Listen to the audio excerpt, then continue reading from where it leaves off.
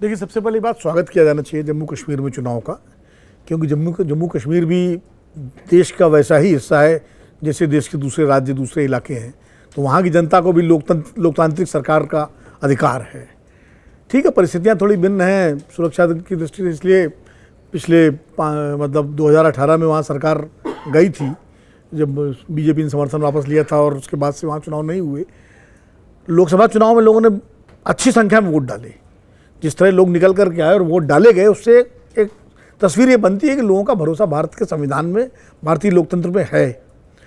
ये अलग बात है कि भारतीय जनता पार्टी ने लोकसभा में चुनाव वहाँ वैली में, घाटी में नहीं लड़ा, कश्मीर में, जबकि हम लोग उम्मीद कर रहे थे वहाँ भी लड़ेगी, लेकिन भाजपा ने नहीं लड़ा, वो छोड़ दिया उन्होंने। अब विधानसभा चुनाव में चूँकि 47 सीटें घाटी में हैं, 43 सीटें जम्मू में हैं, तो 47 सीटों पर भाजपा कितनी सीटों पर लड़ेगी? क्या सब पर लड़ेगी? जम्मू में तो सारी सीटों पर लड़ेगी, लेकिन कश्मीर में क्या सारी सीटों पर लड़ेगी या कुछ सीटों पर लड़ेगी, या गठबंधन करेगी किसी स्थानीय दल से, जैसे सज्जाद लोन की पार्टी है या गुलाम नबी आज़ाद की पार्टी है। ये दो पार्टियां हैं जिनसे भाजपा गठबंधन कर सकती है, या इनको गठबंधन न करके नेशनल कॉन्फ्रेंस और पीडीपी और कांग्रेस के वोट काटने के लिए छोड़ देगी, जैसे कि ओवैसी साहब से जो है दूसरे पार्टियों को वोट करते हैं। ये सब अभी आने वाले समय में परिस्थिति देखना पड़ेगा। महत्वपूर्ण ये है कि जम्मू कश्मीर में मुद्दा क्या होगा चुनाव में। मुझे लगता है, जो मेरा अपना असेसमेंट है, बाकी मुद्दे तो हो गई, 370 हटाए जाने के बाद, 35 से रिपील किए जाने के बाद ये पहला चुनाव हो रहा है। मुझे लगता है सबसे बड़ा मुद्दा वहाँ चुनाव में जो राजनीतिक दल बनाएंगे वो होगा राज्य बहाली का मुद्दा, कि स्टेटहुड कैसे बहाल हो। क्यों? और भाजपा भी इस मुद्दे से किनारा नहीं कर सकती, क्योंकि हाउस के अंदर, सदन के दोनों सदनों में जब 370 हटाया गया और राज्य का दर्जा उससे हटाया के उसको केंद्र शासित प्रदेश बनाया गया, तो सरकार ने ये आश्वासन दिया, भरोसा दिया था कि हम देर सबेर समय आने पर राज्य बहाल करेंगे।